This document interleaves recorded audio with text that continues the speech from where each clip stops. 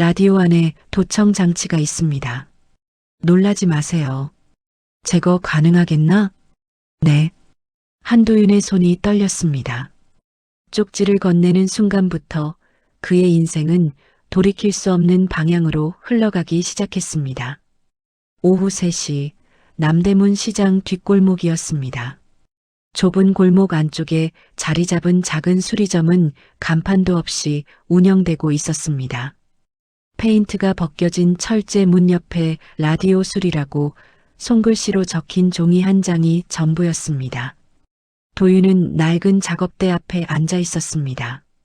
그의 앞에는 오래된 라디오 한 대가 놓여 있었습니다. 케이스는 벗겨져 있었고 내부 회로가 고스란히 드러나 있었습니다. 도윤은 확대경을 끼고 가는 핀셋으로 회로 하나하나를 점검하고 있었습니다. 그의 손놀림은 정확했습니다. 떨림도 주저함도 없었습니다. 도윤은 할아버지에게 배운 기술로 10년 넘게 이 일을 해왔습니다. 라디오, 테이프, 소형 전자기기, 남들이 버리는 것들을 고쳐서 되살리는 일이었습니다. 하지만 도윤에게는 남들과 다른 점이 하나 있었습니다. 소리에 대한 감각이었습니다.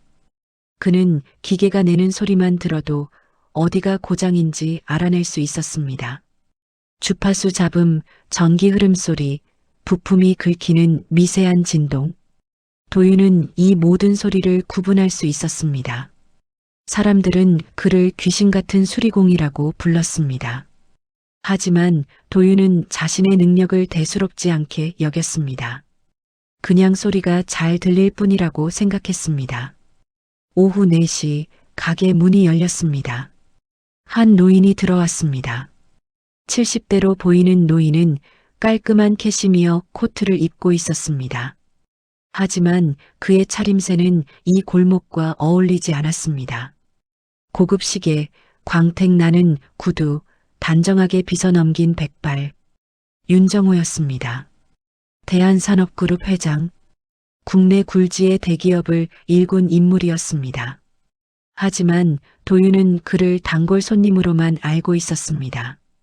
정호는 한 달에 2~3번씩 이 가게를 찾았습니다.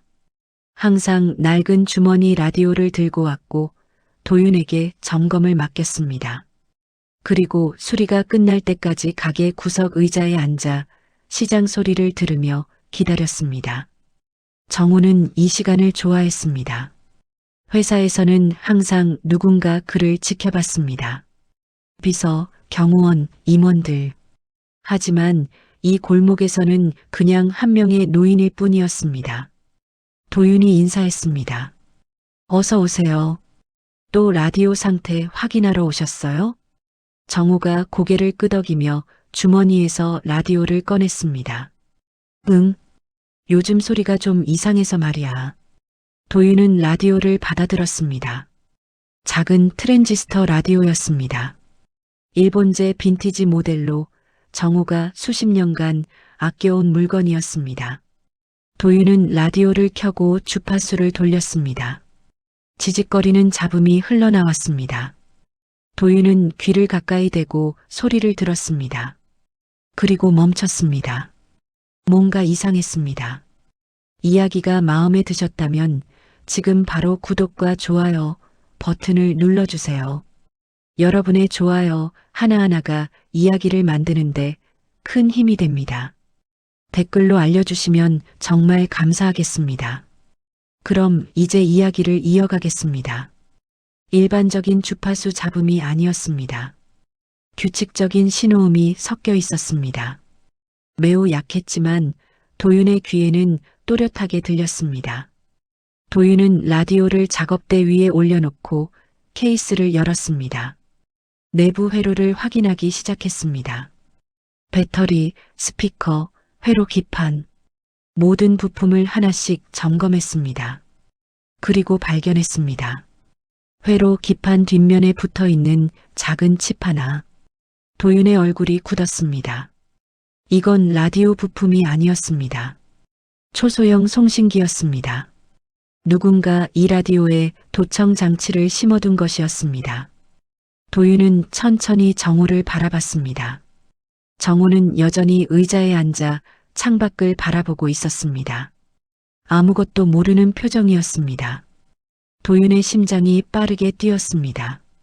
이건 위험한 일이었습니다. 도윤은 수리공이었지 탐정이 아니었습니다. 도청 같은 일에 휘말리고 싶지 않았습니다.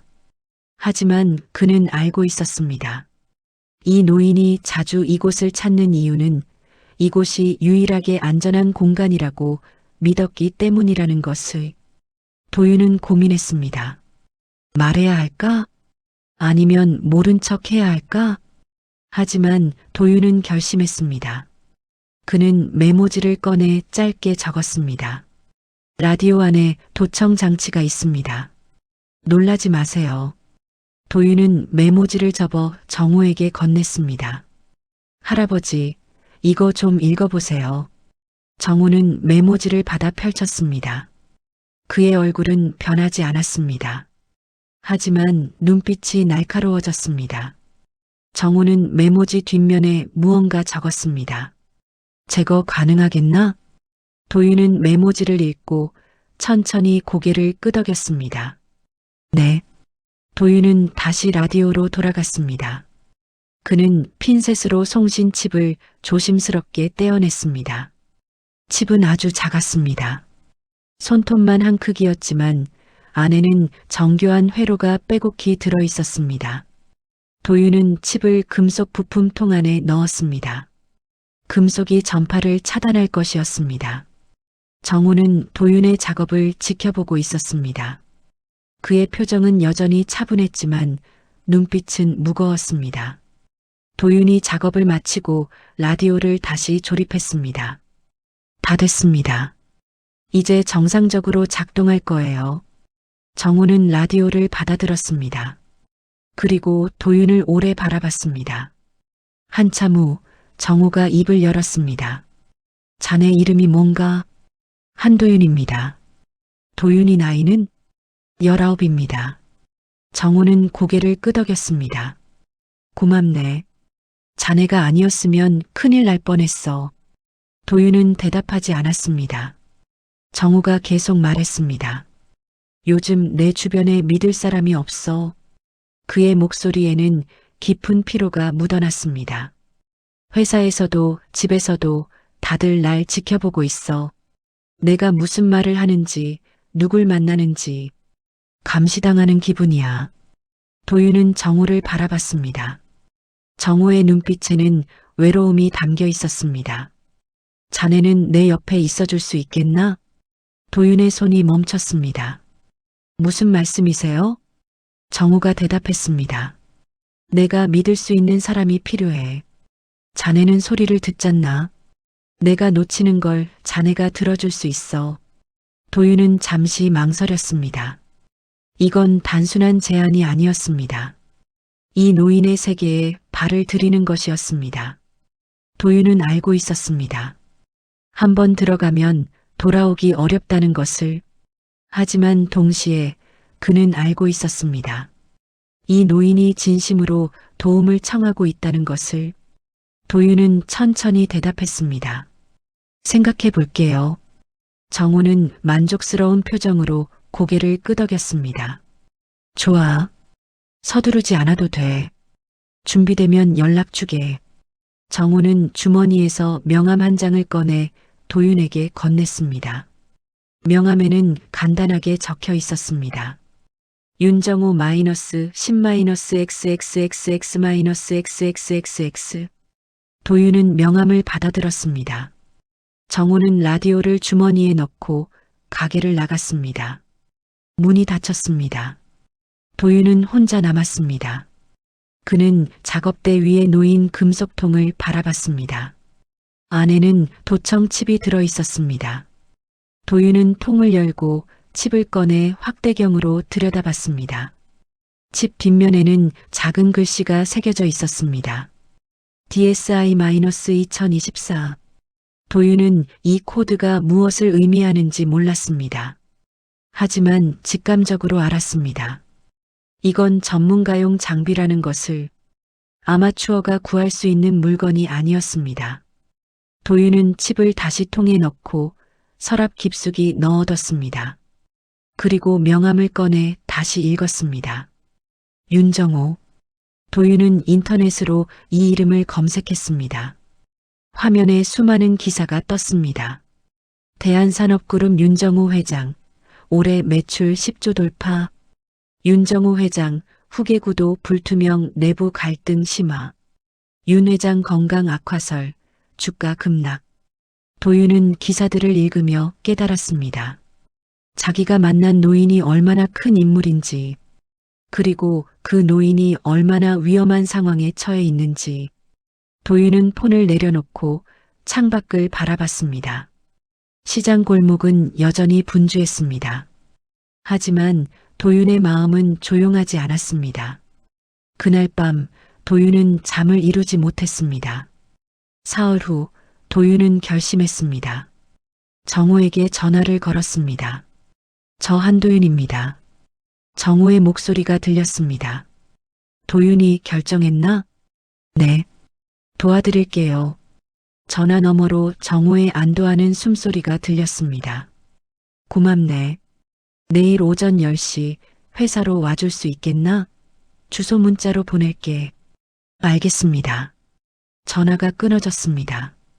도윤은 폰을 내려놓고 깊게 숨을 들이쉬었습니다. 다음 날 아침 도윤은 대한산업그룹 본사 앞에 섰습니다. 강남 한복판에 위치한 40층 높이의 유리 건물이었습니다. 도윤은 평생 이런 건물에 들어가 본 적이 없었습니다. 로비는 대리석으로 마감되어 있었고 천장은 너무 높아서 목이 아플 정도였습니다.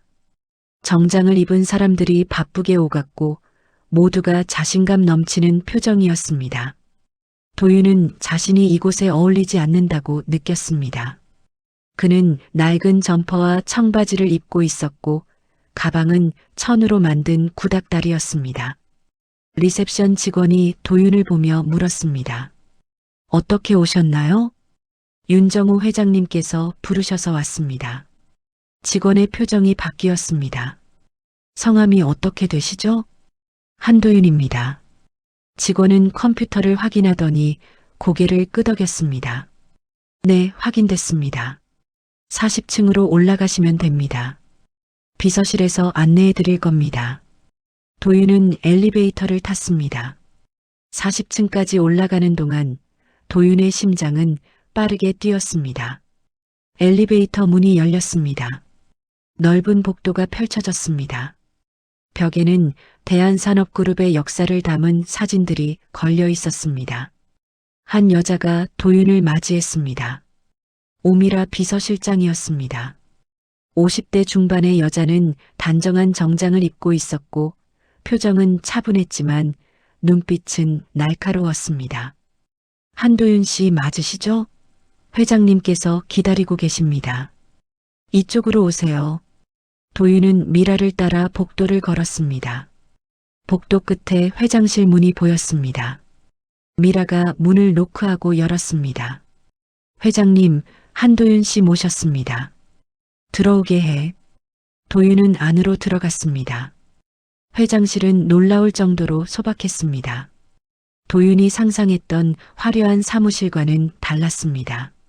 낡은 책상, 오래된 책장, 창가에 놓인 작은 소파, 벽에는 아무 장식도 없었고 유일한 그림은 산수와 한 점뿐이었습니다.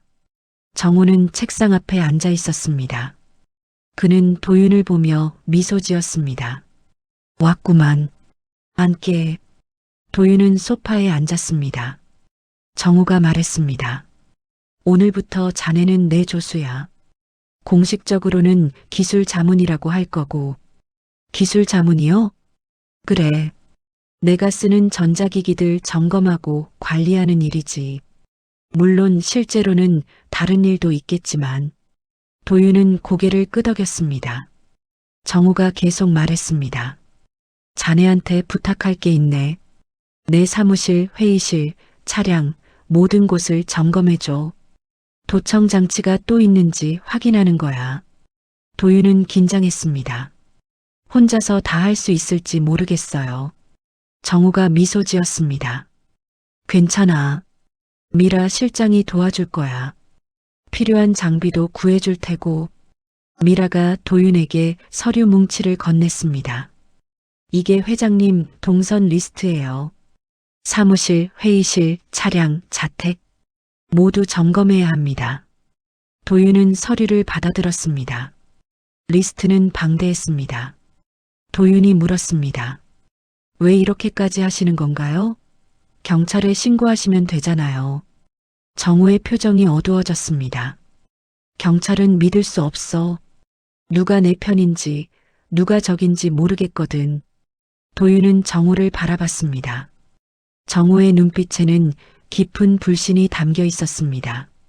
자네만 믿을 수 있어, 도윤이. 자네는 이 세계 사람이 아니니까. 도윤은 무거운 책임감을 느꼈습니다. 최선을 다하겠습니다. 정우가 고개를 끄덕였습니다. 고맙네. 그날부터 도윤의 새로운 삶이 시작되었습니다. 미라는 도윤에게 작은 사무실 하나를 배정했습니다. 40층 구석, 창문도 없는 작은 방이었지만 도윤에게는 충분했습니다. 도윤은 장비를 점검하기 시작했습니다. 주파수 탐지기, 적외선 카메라, 전자파 측정기. 미라가 구해준 장비들은 모두 전문가용이었습니다. 도윤은 정우의 회장실부터 점검하기 시작했습니다. 벽, 책상, 전화기, 콘센트, 모든 곳을 하나씩 확인했습니다. 1시간 후 도윤은 발견했습니다. 책상 밑에 붙어 있는 초소형 마이크. 도윤의 얼굴이 굳었습니다. 회장실에도 도청 장치가 있었습니다. 도윤은 마이크를 조심스럽게 떼어내고 금속 케이스에 넣었습니다. 그리고 회의실로 향했습니다. 회의실은 40층에 3곳이 있었습니다. 도윤은 첫 번째 회의실 문을 열고 들어갔습니다. 넓은 테이블과 가죽 의자들이 놓여 있었습니다. 도윤은 탐지기를 켜고 방안을 천천히 돌았습니다. 탐지기 화면에 신호가 나타났습니다. 벽 콘센트 안쪽이었습니다. 도윤은 콘센트 커버를 열었습니다. 안에 작은 송신기가 숨겨져 있었습니다. 도윤은 숨을 들이쉬었습니다. 이건 우연이 아니었습니다. 누군가 체계적으로 정우를 감시하고 있었습니다. 도윤은 송신기를 제거하고 다음 회의실로 향했습니다. 두 번째 회의실에서도 같은 장치를 발견했습니다. 세 번째 회의실도 마찬가지였습니다. 도윤은 모든 장치를 수거하고 정우에게 보고했습니다. 회장님, 총 5개를 찾았습니다. 회장실 1개, 회의실 3개, 그리고 도윤은 마지막 장치를 꺼냈습니다. 회장님 차량에서도 하나 나왔습니다. 정우의 얼굴이 굳었습니다. 차에서도? 네. 운전석 밑에 붙어 있었습니다. 정우는 장치들을 하나씩 들여다봤습니다. 이게 다 누구 짓일까? 도윤이 대답했습니다. 전문가가 설치한 것 같습니다. 장비도 고급이고 위치 선정도 정교해요. 정우가 물었습니다. 내부 사람일 가능성은? 도윤은 고개를 끄덕였습니다. 높습니다.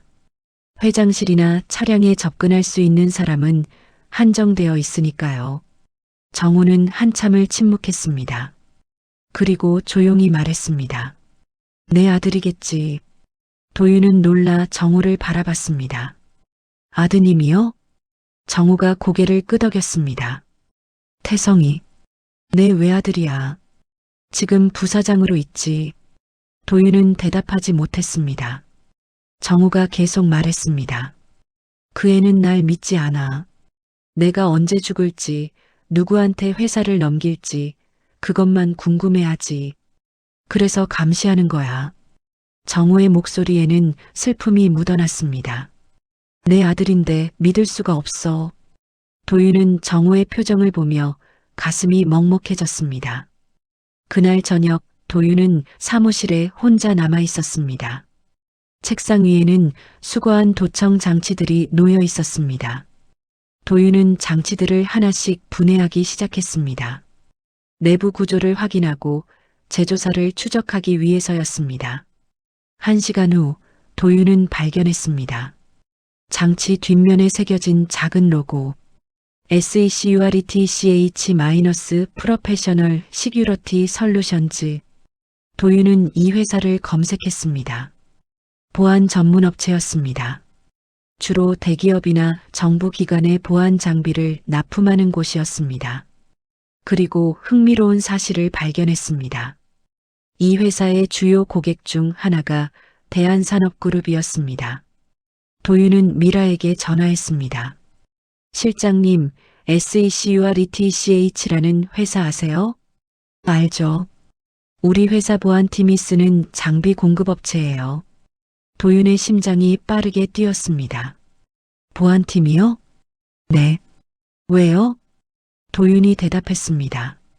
도청 장치들이 그 회사 제품이에요. 전화 너머로 미라의 숨소리가 들렸습니다. 지금 무슨 말을 하는 거예요? 범인이 내부 사람일 가능성이 높습니다. 그것도 보안팀에 접근할 수 있는 사람. 미라가 조용히 말했습니다. 내일 아침 일찍 만나요. 이 이야기는 전화로 하면 안 돼요. 전화가 끊어졌습니다. 도윤은 창밖을 바라봤습니다. 강남의 야경이 화려하게 빛나고 있었습니다. 하지만 도윤의 마음은 어두웠습니다. 그는 자신이 매우 위험한 세계에 발을 들여놓았다는 것을 깨달았습니다. 다음 날 아침 7시 도윤은 회사 근처 카페에서 미라를 만났습니다. 미라는 평소와 달리 화장기 없는 얼굴이었고 표정은 심각했습니다. 도윤 씨, 어젯밤에 확인했어요. 보안팀 장비 대여 기록을 말이에요. 도윤이 물었습니다. 뭘 발견하셨어요? 미라가 태블릿을 꺼내 화면을 보여줬습니다. 지난 3개월간 SECURITCH 장비가 6번 대여됐어요. 명목은 보안 점검이었죠. 누가 대여했나요? 미라가 대답했습니다. 보안팀장 김철호. 그런데 문제는 이 사람이 부사장 직속이에요. 도윤은 긴장했습니다. 부사장이라면 윤태성 부사장이요. 회장님 아드님. 둘은 침묵했습니다. 미라가 계속 말했습니다. 더 심각한 건 김철호가 회장님 경호도 담당한다는 거예요. 회장님 동선, 일정, 모든 걸 알고 있죠. 도윤이 물었습니다. 회장님께 말씀드려야 하지 않나요? 미라가 고개를 저었습니다. 아직 확실한 증거가 없어요. 추측만으로는 부족해요. 게다가 미라가 잠시 망설이다 말했습니다. 회장님은 아드님을 의심하고 싶어 하지 않으세요. 확실한 증거가 나오기 전까지는 말씀드리면 안 돼요. 도윤은 이해했습니다. 그럼 어떻게 하죠? 미라가 대답했습니다. 일단 더 조사해야 해요. 김철호의 움직임을 주시하고 추가 증거를 확보하는 거예요. 도윤이 고개를 끄덕였습니다. 알겠습니다. 그날 오전 도윤은 회사로 돌아왔습니다. 복도를 걸어가다가 한 남자와 마주쳤습니다. 40대 중반의 남자는 정장을 말끔하게 입고 있었고 표정은 차갑고 날카로웠습니다. 윤태성 부사장이었습니다. 태성은 도윤을 위아래로 훑어봤습니다. 자네가 새로 온 기술 자문이라는 사람인가? 도윤이 고개를 숙였습니다. 네, 한도윤입니다. 태성은 냉소를 띠며 말했습니다. 아버지께서 요즘 이상한 사람들을 많이 데려오시네. 뭐, 나이 드시면 그러시는 거겠지. 도윤은 대답하지 않았습니다. 태성이 계속 말했습니다. 자네 배경이 뭔가? 어느 대학 나왔지? 대학은 안 나왔습니다. 태성의 눈빛이 더 차가워졌습니다. 그래. 그럼 경력은? 시장에서 전자기기 수리 일했습니다. 태성이 비웃었습니다. 시장 수리공이 여기서 뭘 한다는 거지? 아버지도 참. 태성은 더 이상 말하지 않고 도윤을 지나쳐 갔습니다. 도윤은 그 자리에 서서 태성의 뒷모습을 지켜봤습니다. 태성의 태도에서 도윤은 명확한 적의를 느꼈습니다. 오후 도윤은 정호의 회장실에서 작업을 하고 있었습니다. 정호는 회의 중이었고 도윤은 혼자 남아 전자기기들을 점검하고 있었습니다. 그때 회의실 문이 열렸습니다. 태성이 들어왔습니다. 그는 도윤을 보고 인상을 찌푸렸습니다. 뭐 하는 건가? 도윤이 대답했습니다. 회장님께서 시키신 점검 작업입니다. 태성이 다가왔습니다. 점검? 뭘 점검하는데? 전자기기 보안 상태 확인입니다. 태성의 눈빛이 날카로워졌습니다. 누가 시켰나? 회장님께서 직접 지시하셨습니다. 태성은 도윤이 작업하는 모습을 지켜봤습니다. 그리고 조용히 말했습니다. 자네 조심하는 게 좋을걸. 도윤이 고개를 들었습니다. 무슨 말씀이신지. 태성이 차갑게 웃었습니다. 여기는 자네가 있을 곳이 아니야. 아버지가 자네를 보호해 주실 거라고 생각하면 오산이야. 태성은 더 이상 말하지 않고 회의실을 나갔습니다. 도윤은 혼자 남아 손이 떨리는 것을 느꼈습니다. 위협이었습니다. 명확한 위협이었습니다. 저녁 도윤은 사무실로 돌아왔습니다. 책상 위에 봉투 하나가 놓여 있었습니다. 도윤은 봉투를 열었습니다. 안에는 사진 한 장이 들어 있었습니다. 도윤이 시장 골목을 걸어가는 사진이었습니다. 뒷면에는 짧은 메시지가 적혀 있었습니다. 조용히 떠나라. 그게 너를 위한 일이다. 도윤의 심장이 빠르게 뛰었습니다. 누군가 자신을 감시하고 있었습니다. 도윤은 사진을 주머니에 넣고 사무실을 나왔습니다. 복도는 어두웠습니다. 대부분의 직원들이 퇴근한 시간이었습니다. 도윤은 엘리베이터를 타고 1층으로 내려갔습니다. 로비를 빠져나와 밖으로 나왔습니다. 밤 공기가 차가웠습니다. 도윤은 한참을 걸었습니다. 그리고 멈춰 섰습니다. 누군가 자신을 따라오고 있었습니다. 도윤은 뒤돌아봤습니다. 하지만 아무도 보이지 않았습니다. 도윤은 다시 걸었습니다. 하지만 발소리는 계속 들렸습니다. 도윤은 빠르게 걸었습니다. 골목으로 들어갔습니다. 그리고 벽 뒤에 숨었습니다. 발소리가 가까워졌습니다. 한 남자가 골목 입구에 나타났습니다. 검은 점퍼를 입은 남자는 주변을 둘러보다가 다시 돌아갔습니다. 도윤은 숨을 죽이고 기다렸습니다. 10분 후 도윤은 조심스럽게 골목을 빠져나왔습니다. 그리고 택시를 잡아타고 자신의 보호시설로 돌아갔습니다. 방으로 들어와 문을 잠그고 도윤은 침대에 앉았습니다. 그의 손은 여전히 떨리고 있었습니다. 도윤은 깨달았습니다. 자신이 매우 위험한 상황에 놓여 있다는 것을. 하지만 동시에 도윤은 알고 있었습니다. 지금 물러나면 정호 회장은 혼자가 된다는 것을. 도윤은 결심했습니다. 끝까지 가기로. 일주일 후 도윤은 정호의 귀가 되어 있었습니다. 정호가 회의에 참석할 때 도윤은 먼저 회의실을 점검했습니다. 도청 장치가 있는지 숨겨진 카메라가 있는지 확인했습니다. 정호가 외부 미팅을 갈 때 도윤은 차량을 점검했습니다.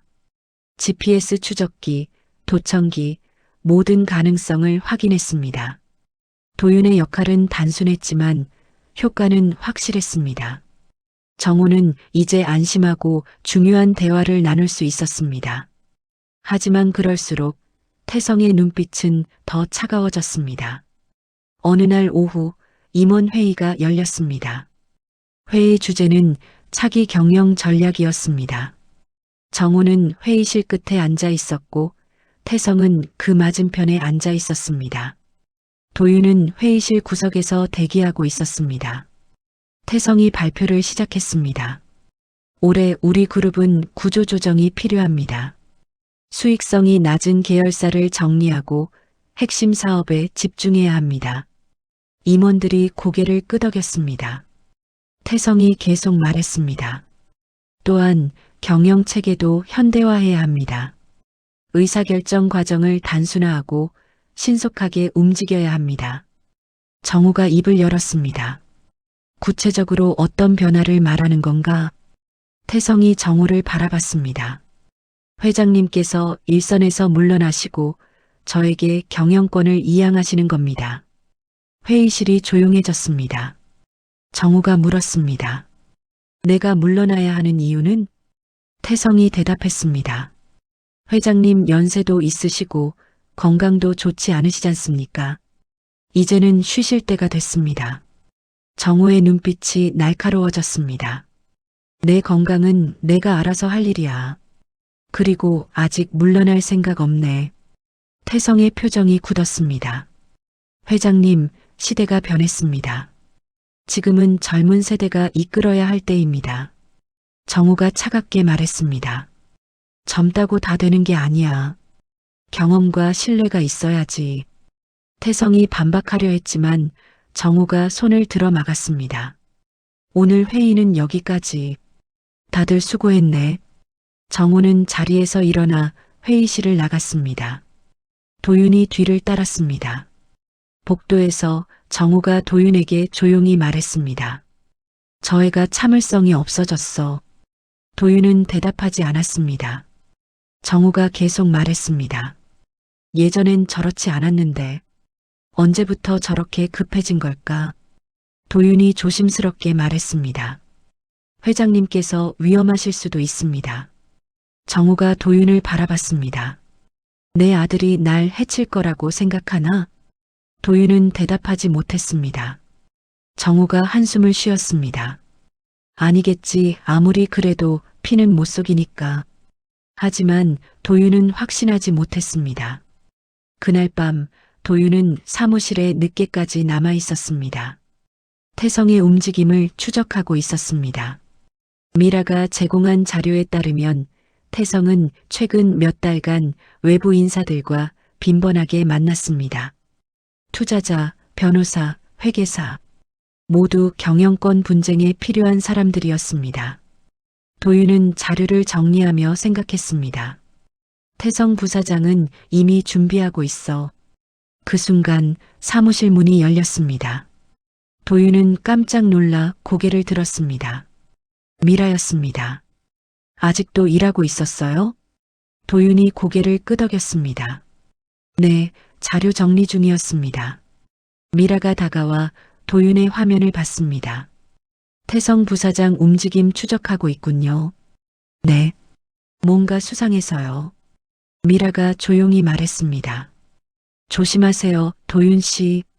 태성 부사장은 위험한 사람이에요. 도윤이 물었습니다. 어떻게 위험한데요? 미라가 대답했습니다. 목적을 위해서라면 수단을 가리지 않아요. 예전에도 자기 방해가 되는 사람들을 다 제거했어요. 도윤의 얼굴이 굳었습니다. 제거요? 미라가 고개를 끄덕였습니다. 합법적으로요. 명예를 실추시키거나 약점을 잡아 몰아내거나. 태성 부사장은 그런 일에 능숙해요. 도윤은 긴장했습니다. 미라가 말했습니다. 그러니까 조심하세요. 당신도 이제 그의 타겟이 될 수 있어요. 도윤은 고개를 끄덕였습니다. 알겠습니다. 미라가 사무실을 나갔습니다. 도윤은 혼자 남아 화면을 응시했습니다. 태성의 얼굴이 화면에 떠 있었습니다. 도윤은 느꼈습니다. 전쟁이 시작되고 있다는 것을.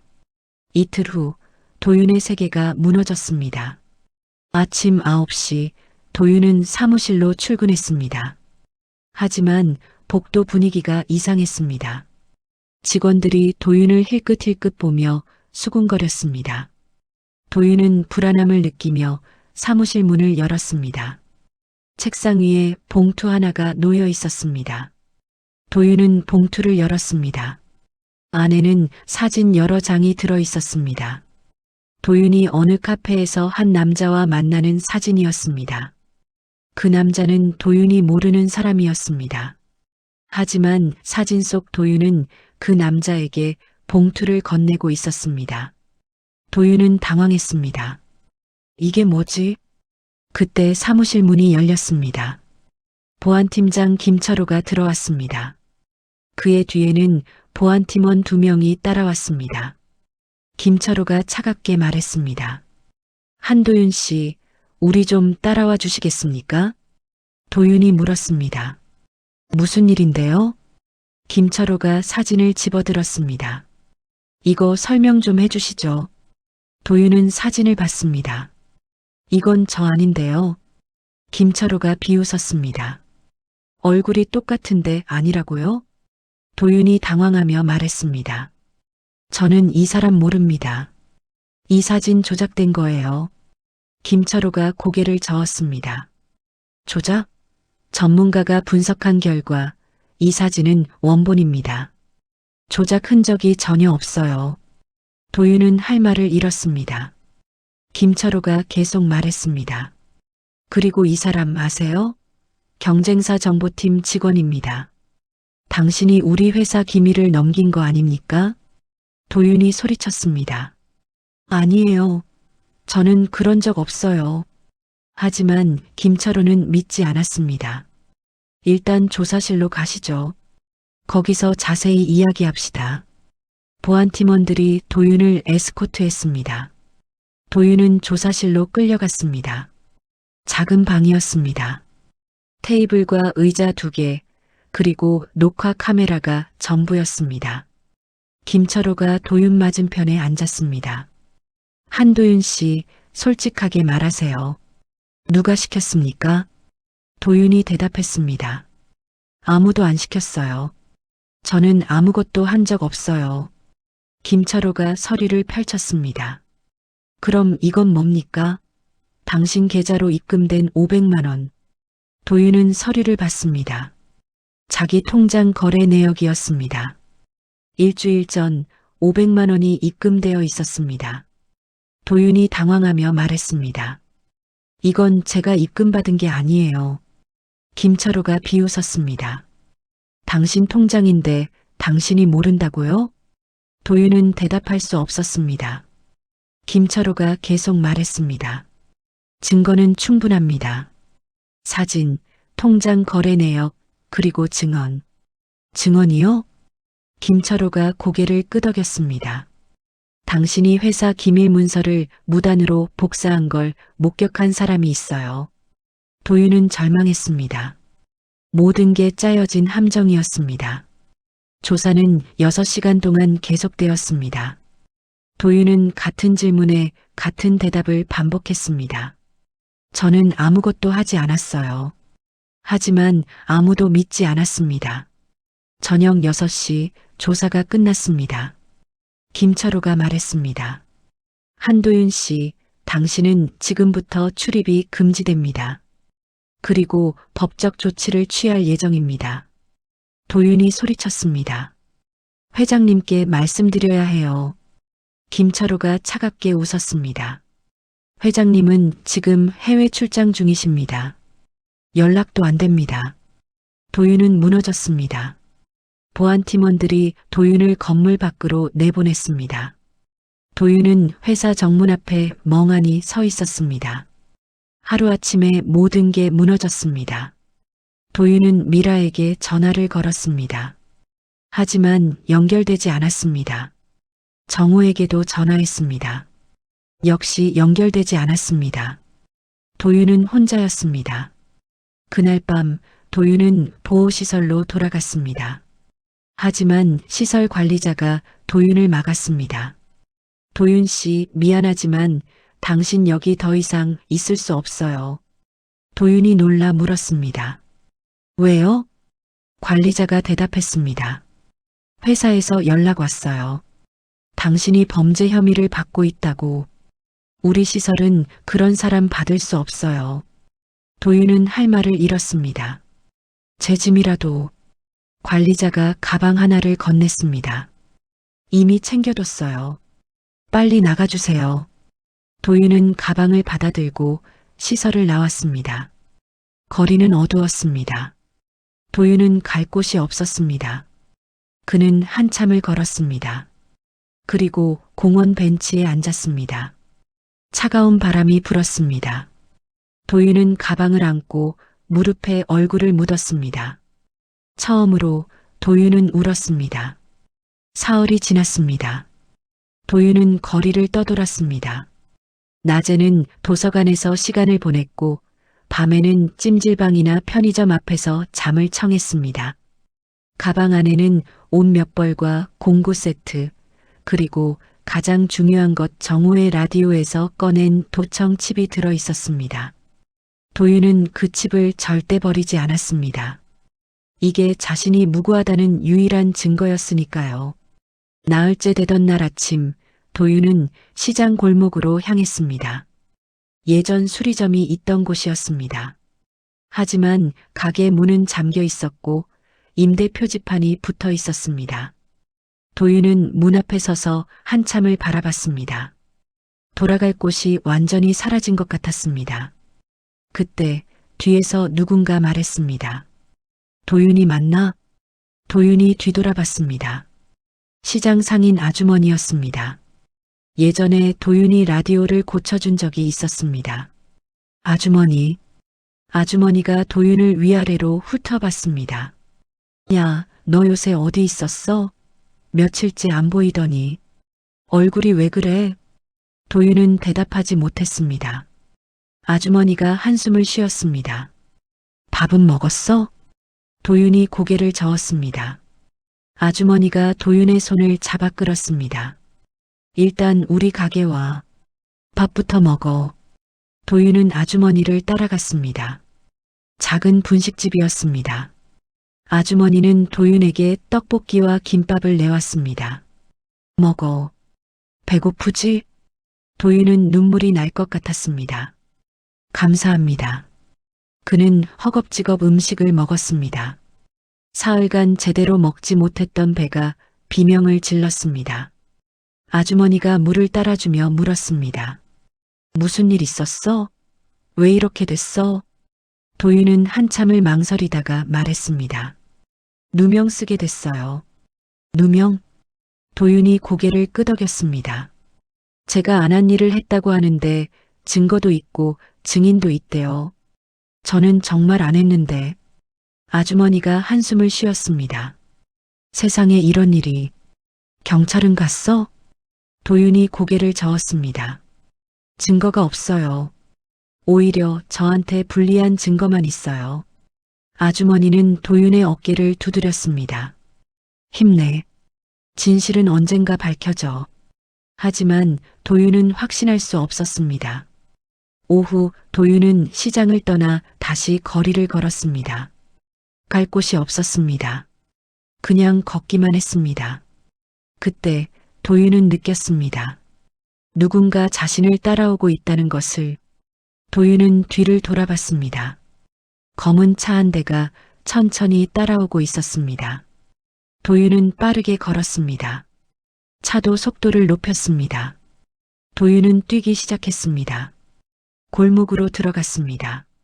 하지만 골목 끝에서 두 남자가 나타났습니다. 검은 점퍼를 입은 남자들이었습니다. 도윤은 멈춰 섰습니다. 뒤를 돌아보니 차에서 내린 남자 한 명이 더 다가오고 있었습니다. 도윤은 둘러싸였습니다. 남자 중 한 명이 말했습니다. 한도윤 맞지? 도윤이 대답했습니다. 누구세요? 남자가 비웃었습니다. 그건 중요하지 않아. 중요한 건 내가 가진 거 내놓으라는 거지. 도윤의 심장이 빠르게 뛰었습니다. 뭘 내놓으라는 건데요? 남자가 다가왔습니다. 칩. 도청 칩 말이야. 그거 아직 갖고 있지? 도윤은 가방을 꽉 안았습니다. 모르는 얘기예요. 남자가 신호를 보냈습니다. 다른 두 남자가 도윤에게 달려들었습니다. 도윤은 저항했습니다. 발버둥 쳤습니다. 하지만 역부족이었습니다. 남자들은 도윤을 땅바닥에 눕히고 가방을 빼앗으려 했습니다. 도윤은 가방을 놓지 않았습니다. 안 돼. 남자 중 한 명이 도윤의 배를 걷어찼습니다. 도윤은 비명을 삼키며 몸을 웅크렸습니다. 하지만 가방은 놓지 않았습니다. 남자가 다시 발을 들어 올렸습니다. 그 순간 큰 목소리가 들렸습니다. 거기 뭐 하는 거야? 남자들이 뒤를 돌아봤습니다. 시장 상인 몇 명이 골목 입구에 서 있었습니다. 아주머니도 그 중에 있었습니다. 아, 애한테 무슨 짓이야? 남자들은 서로 눈빛을 교환했습니다. 그리고 재빨리 도망쳤습니다. 차에 올라타고 사라졌습니다. 아주머니가 달려와 도윤을 일으켰습니다. 괜찮아? 다친 데 없어? 도윤은 배를 움켜쥐고 있었습니다. 괜찮아요, 감사합니다. 아주머니가 도윤을 부축했습니다. 뭐가 괜찮아? 병원 가야지. 하지만 도윤은 고개를 저었습니다. 괜찮아요. 그냥 좀 쉬면 돼요. 아주머니는 도윤을 분식집으로 데려갔습니다. 도윤은 구석 의자에 앉아 숨을 골랐습니다. 아주머니가 물을 가져다 주었습니다. 도윤아, 대체 무슨 일에 휘말린 거야? 도윤은 대답할 수 없었습니다. 아주머니가 계속 말했습니다. 너 혼자 감당할 수 있는 일이 아닌 것 같은데. 누구한테 도움 청해야 하는 거 아니야? 도윤은 생각했습니다. 정호 회장. 하지만 그는 해외에 있었고 연락도 되지 않았습니다. 미라 실장. 하지만 그녀도 전화를 받지 않았습니다. 도윤은 혼자였습니다. 그날 밤 도윤은 아주머니 가게 창고에서 잤습니다. 아주머니가 이불을 깔아주었습니다. 오늘은 여기서 자. 내일 다시 생각해보자. 도윤이 고개를 숙였습니다. 정말 감사합니다. 아주머니가 문을 닫고 나갔습니다. 도윤은 혼자 남았습니다. 그는 가방을 열고 도청 칩을 꺼냈습니다. 작은 칩이었지만 이게 모든 진실을 담고 있었습니다. 도윤은 칩을 손에 쥐고 생각했습니다. 이걸 어떻게든 회장님께 전달해야 해. 하지만 어떻게? 도윤은 답을 찾을 수 없었습니다. 그는 칩을 다시 가방에 넣고 누웠습니다. 몸은 아팠지만 마음은 더 아팠습니다. 도윤은 천장을 바라보며 생각했습니다. 포기하면 안 돼. 아직 끝난 게 아니야. 이틀 후 상황이 바뀌었습니다. 밤 11시 도윤은 창고에서 잠을 청하려던 참이었습니다. 그때 창고 문을 두드리는 소리가 들렸습니다. 도윤은 긴장하며 일어났습니다. 누구세요? 낮은 목소리가 들렸습니다. 도윤 씨, 저예요. 오미라입니다. 도윤은 깜짝 놀라 문을 열었습니다. 미라가 서 있었습니다. 그녀는 평소와 달리 캐주얼한 옷을 입고 있었고 모자를 깊게 눌러 쓰고 있었습니다. 실장님, 미라가 재빨리 안으로 들어왔습니다. 빨리 문 닫아요. 도윤이 문을 닫았습니다. 미라가 주변을 둘러본 후 도윤을 바라봤습니다. 도윤 씨, 괜찮아요? 도윤이 고개를 끄덕였습니다. 네, 근데 어떻게 절 찾으신 거예요? 미라가 대답했습니다. 당신이 시장에서 목격됐다는 보고를 받았어요. 혹시나 해서 찾아왔죠. 도윤이 물었습니다. 회장님은요? 회장님께 연락됐어요? 미라가 고개를 끄덕였습니다. 네.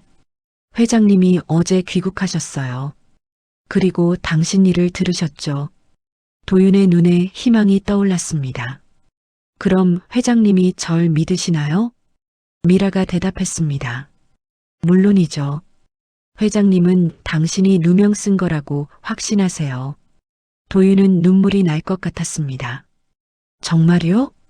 미라가 가방에서 봉투 하나를 꺼냈습니다. 이거 회장님이 보내신 거예요.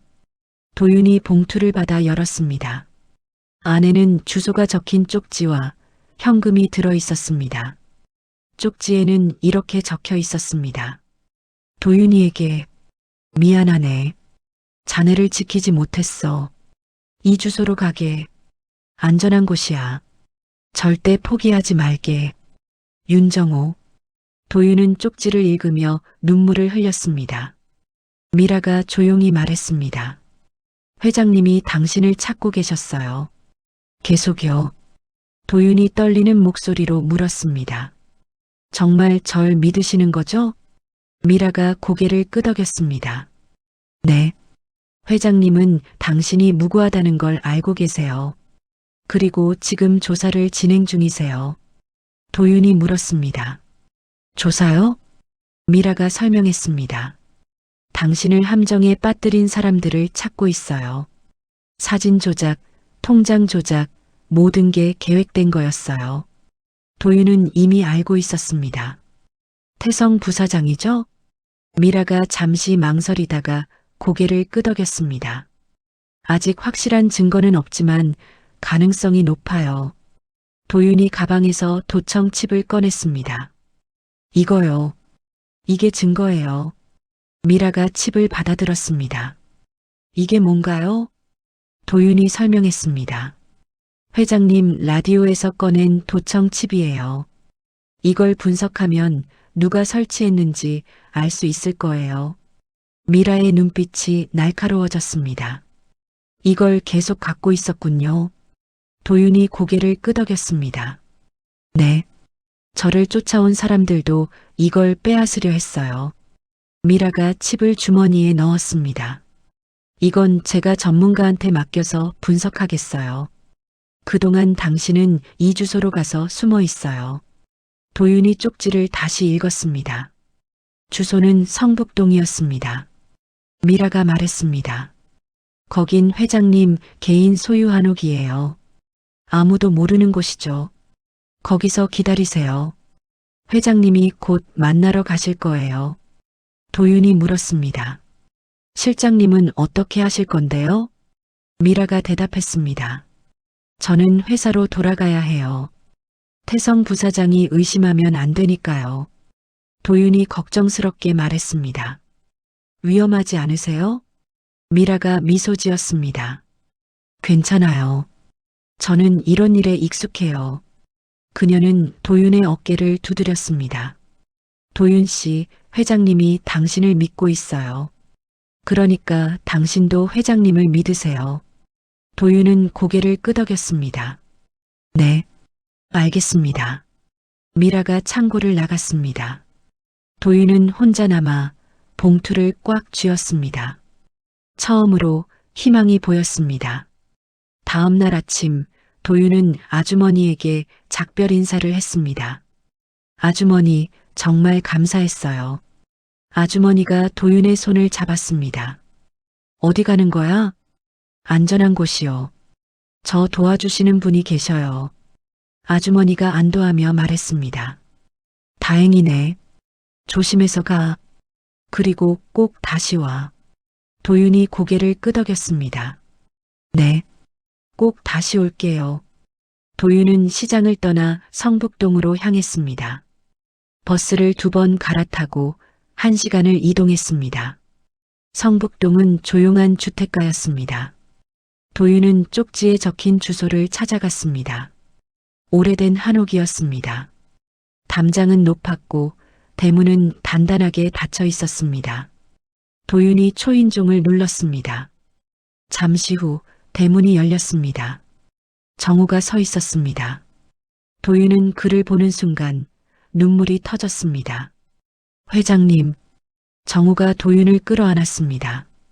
미안하네, 도윤이. 내가 자네를 지키지 못했어. 도윤은 정우의 어깨에 얼굴을 묻고 울었습니다. 저는 정말 안 했어요. 정우가 도윤의 등을 두드렸습니다. 알아. 나는 자네를 믿네. 그 한마디가 도윤에게는 세상 전부였습니다. 한옥 안은 따뜻했습니다. 정우는 도윤을 거실로 안내했습니다. 방바닥에는 장판이 깔려 있었고 구석에는 작은 화로가 놓여 있었습니다. 정우가 차를 내왔습니다. 일단 마시게. 몸 좀 녹이고. 도윤은 차를 받아 마셨습니다. 따뜻한 차가 목을 타고 내려가자 비로소 긴장이 풀렸습니다. 정우가 도윤 맞은편에 앉았습니다. 많이 힘들었지? 도윤이 고개를 끄덕였습니다. 네, 하지만 괜찮아요. 회장님이 절 믿어주시니까요. 정우가 한숨을 쉬었습니다. 내가 미리 막았어야 했는데 자네가 이렇게 고생할 줄은 몰랐네. 도윤이 말했습니다. 회장님 잘못이 아니에요. 저를 함정에 빠뜨린 사람들이 나쁜 거죠. 정우의 표정이 어두워졌습니다. 그래, 내 아들 말이지. 도윤은 대답하지 않았습니다. 정우가 계속 말했습니다. 미라한테 들었네. 자네가 도청 칩을 계속 갖고 있었다고. 도윤이 고개를 끄덕였습니다. 네. 그게 유일한 증거니까요.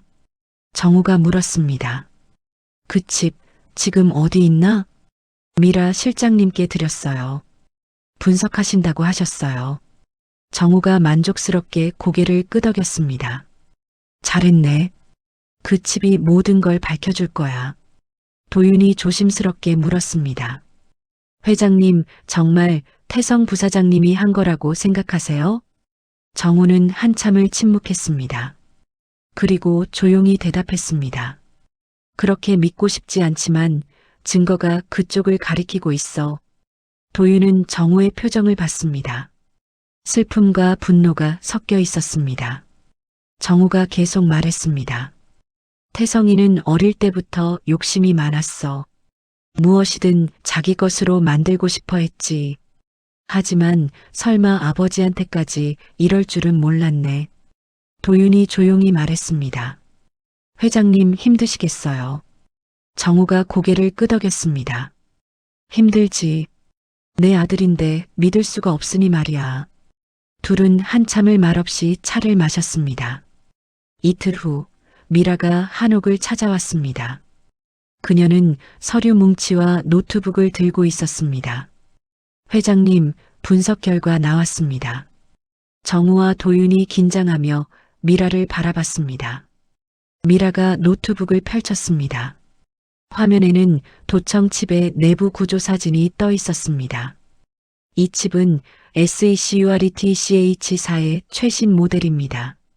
일반인은 구매할 수 없고 특정 기관이나 대기업만 구매 가능한 제품이죠.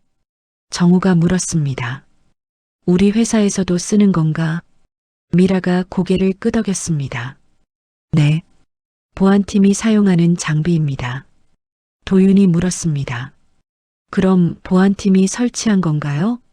미라가 대답했습니다. 더 정확히는 보안팀 권한으로 대여된 장비입니다. 대여 기록을 확인한 결과 미라가 화면을 넘겼습니다. 대여 기록이 나타났습니다.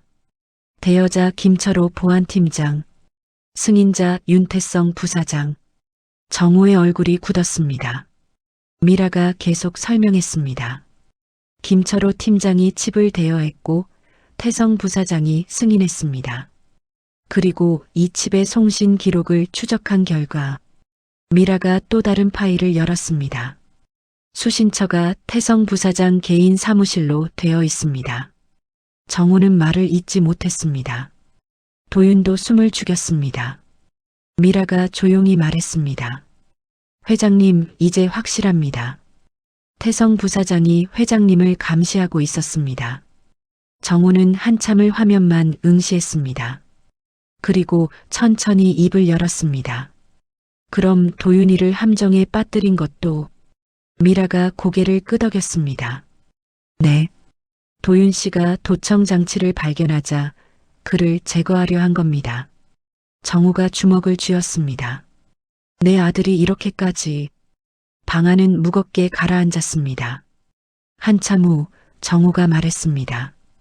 이제 끝을 봐야겠어. 도윤이 물었습니다. 어떻게 하실 건가요? 정우가 대답했습니다. 이사회를 소집하겠네. 그리고 모든 증거를 공개하는 거야. 미라가 걱정스럽게 말했습니다. 회장님, 태성 부사장도 가만히 있지 않을 겁니다. 대응할 준비를 하고 있을 거예요. 정우가 고개를 끄덕였습니다. 알아. 하지만 이제 더 이상 미룰 수 없어. 진실을 밝혀야 해. 도윤이 조심스럽게 말했습니다. 제가 도울 수 있는 게 있을까요? 정우가 도윤을 바라봤습니다. 자네는 이미 충분히 했네. 이제는 내가 할 차례야. 도윤이 말했습니다. 하지만 저도 증인이잖아요. 제가 직접 본 것들을 말할 수 있어요. 정우가 잠시 생각하다가 고개를 끄덕였습니다. 그래. 자네 증언도 필요하겠지. 준비해두게. 미라가 말했습니다. 이사회는 이틀 후입니다. 그때까지 모든 준비를 마쳐야 해요. 정우가 결연한 표정으로 말했습니다. 좋아. 시작하자. 이틀 후 대한산업그룹 본사 40층 대회의실이었습니다. 길고 넓은 테이블 주위로 이사진 15명이 앉아 있었습니다. 한쪽 끝에는 정우가, 다른 쪽 끝에는 태성이 앉아 있었습니다. 분위기는 차갑고 긴장감이 흘렀습니다. 정우가 회의를 시작했습니다. 오늘 긴급 이사회를 소집한 이유는 중대한 사안 때문입니다. 이사들이 수군거렸습니다. 태성이 차분한 표정으로 물었습니다. 무슨 사안인지 말씀해 주시죠, 회장님. 정우가 태성을 똑바로 바라봤습니다. 우리 회사 내부에 심각한 보안 위반이 있었습니다. 그리고 그 배후에 임원이 있다는 증거를 확보했습니다. 회의실이 술렁였습니다. 한 이사가 물었습니다. 누구입니까? 정우가 대답했습니다. 조사 결과가 나오면 공개하겠습니다. 먼저 증거부터 보시죠. 정우가 신호를 보내자 미라가 프로젝터를 켰습니다. 화면에 도청 칩 사진이 나타났습니다. 정우가 설명했습니다. 이것은 제 개인 소지품에서 발견된 도청 장치입니다. 이사들이 놀라며 서로를 쳐다봤습니다. 정우가 계속 말했습니다. 이 장치는 우리 회사 보안팀이 사용하는 전문 장비입니다. 그리고 대여 기록을 확인한 결과 화면이 넘어가며 대여 기록이 나타났습니다. 보안팀장 김철호가 대여했고 부사장 윤태성이 승인했습니다. 모든 시선이 태성에게 향했습니다. 태성은 여전히 침착한 표정이었습니다. 회장님, 보안 장비 승인은 제 업무 중 하나입니다. 정기 보안 점검 목적으로 승인한 것일 뿐입니다. 정우가 고개를 저었습니다. 정기 보안 점검이라면 보고서가 있어야 하지 않나? 하지만 관련 보고서는 어디에도 없네. 태성의 표정이 살짝 굳었습니다. 정우가 계속 말했습니다. 게다가 이 장치의 송신 기록을 추적한 결과 수신처가 자네 개인 사무실로 되어 있어 화면에 송신 기록이 나타났습니다. 이사들이 웅성거렸습니다. 태성이 일어섰습니다. 회장님, 이건 누군가 저를 모함하려는 조작입니다. 정우가 차갑게 말했습니다. 조작? 전문기관에서 분석한 결과야. 조작 흔적은 전혀 없었네. 태성이 반박했습니다. 그렇다면 누가 제 사무실로 신호를 보낸 겁니까? 저는 그런 장치 설치한 적 없습니다. 정우가 도윤을 불렀습니다. 도윤이 들어오게. 회의실 문이 열리고 도윤이 들어왔습니다. 이사들이 낯선 청년을 바라봤습니다. 정우가 소개했습니다. 이 청년은 한도윤입니다. 제 기술 자문이었죠. 그리고 도청 장치를 발견한 사람입니다. 도윤이 앞으로 나왔습니다. 정우가 말했습니다. 도윤이 내가 본 것을 말해보게. 도윤은 긴장했지만 침착하게 말했습니다. 저는 회장님 요청으로 전자기기 보안 점검을 했습니다. 그 과정에서 여러 도청 장치를 발견했습니다.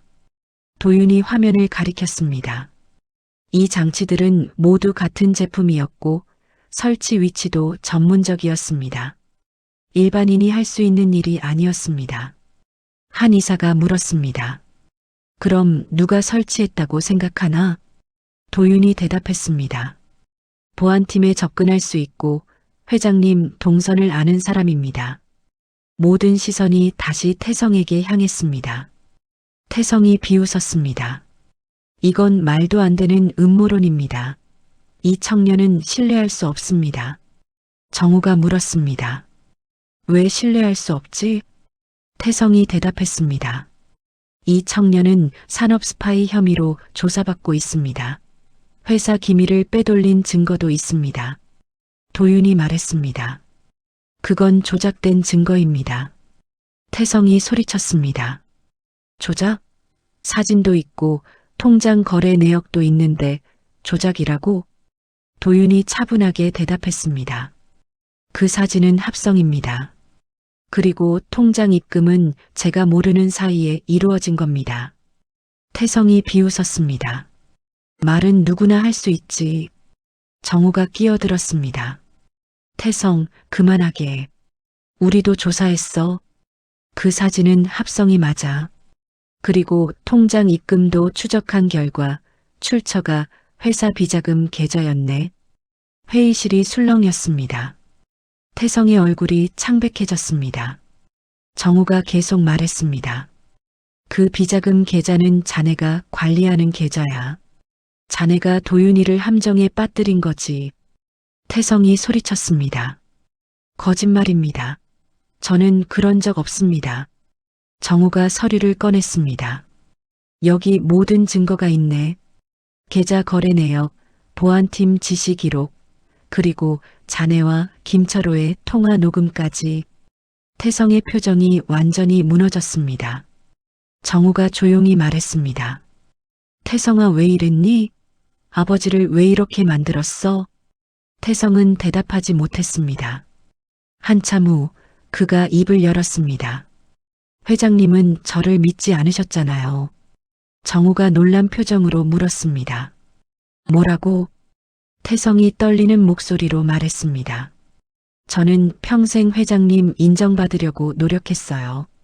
하지만 회장님은 저를 한 번도 믿어주지 않으셨어요. 항상 의심하고 감시하고. 정우가 말했습니다. 그건 태성이 소리쳤습니다. 그래서 제가 먼저 회장님을 감시한 겁니다. 회장님이 누구를 후계자로 생각하는지 알고 싶었어요. 회의실이 조용해졌습니다. 태성이 계속 말했습니다. 회장님은 저한테 회사를 넘길 생각이 없으셨죠? 그래서 그 청년 같은 애들을 데려와서 저를 견제하려 했잖아요. 정우가 한숨을 쉬었습니다. 태성아, 나는 자네를 의심한 게 아니야. 자네를 시험한 거였어. 태성이 비웃었습니다. 시험이요? 이렇게까지 해서요? 정우가 대답했습니다. 나는 자네가 정말 이 회사를 이끌 자격이 있는지 보고 싶었어. 그런데 자네는 아버지를 배신했어. 태성은 더 이상 말하지 못했습니다. 정우가 선언했습니다. 오늘부로 윤태성 부사장을 해임합니다. 그리고 보안팀장 김철호도 즉시 해임합니다. 이사들이 박수를 쳤습니다. 태성은 자리에서 일어나 회의실을 나갔습니다. 그의 뒷모습은 초라했습니다. 한 달 후 모든 것이 정리되었습니다. 태성은 회사에서 완전히 물러났습니다. 법적 처벌은 받지 않았지만 경영에서는 손을 뗐습니다. 김철호는 업무상 배임 혐의로 고소되었습니다. 도윤에 대한 모든 혐의는 취하되었고 명예도 회복되었습니다. 도윤은 다시 회사로 돌아왔습니다. 하지만 이번에는 기술 자문이 아니라 특별 보좌관으로 임명되었습니다. 정우가 말했습니다. 도윤이, 자네는 이제 내 옆에서 일하게 될 거야. 도윤이 놀라 물었습니다. 보좌관이요? 정우가 고개를 끄덕였습니다. 그래. 자네는 내가 못 보는 걸 보고 못 듣는 걸 들어주지. 그게 자네 역할이야. 도윤은 감격했습니다. 최선을 다하겠습니다. 정우가 미소 지었습니다. 그리고 도윤이, 자네 공부도 해야 해. 대학 진학 준비 시작하게. 도윤이 놀라 물었습니다. 대학이요? 정우가 대답했습니다. 그래. 기술만 가지고는 부족해. 경영도 배우고 사람도 배워야 해. 내가 학비 지원할 테니 열심히 해. 도윤은 눈물이 날 것 같았습니다. 회장님 정말 감사합니다. 정우가 도윤의 어깨를 두드렸습니다. 고맙긴. 자네가 나를 도와준 거지. 그날 저녁 도윤은 시장 골목으로 향했습니다. 예전 수리점 자리는 여전히 비어 있었습니다. 도윤은 문 앞에 서서 한참을 바라봤습니다. 아주머니가 다가왔습니다. 도윤아, 왔구나. 요새 잘 지내? 도윤이 웃으며 대답했습니다. 네, 아주머니. 덕분에 잘 지내고 있어요. 아주머니가 기뻐하며 말했습니다. 다행이다. 너 그새 좀 살 붙었네? 도윤이 웃었습니다. 밥 잘 먹고 있어요. 아주머니가 물었습니다. 앞으로 뭐 할 거야? 도윤이 대답했습니다. 공부 좀 하려고요. 대학 가려고 준비 중이에요. 아주머니가 놀라며 말했습니다. 대학? 대단하네. 우리 도윤이 출세하겠어. 도윤이 머리를 극적였습니다. 출세까지는 그냥 배우고 싶은 게 많아서요. 아주머니가 도윤의 손을 잡았습니다. 어쨌든 잘 됐다. 힘든 일 많았는데 이제 좋아질 거야. 도윤은 고개를 끄덕였습니다. 네. 이제는 좀 괜찮을 것 같아요.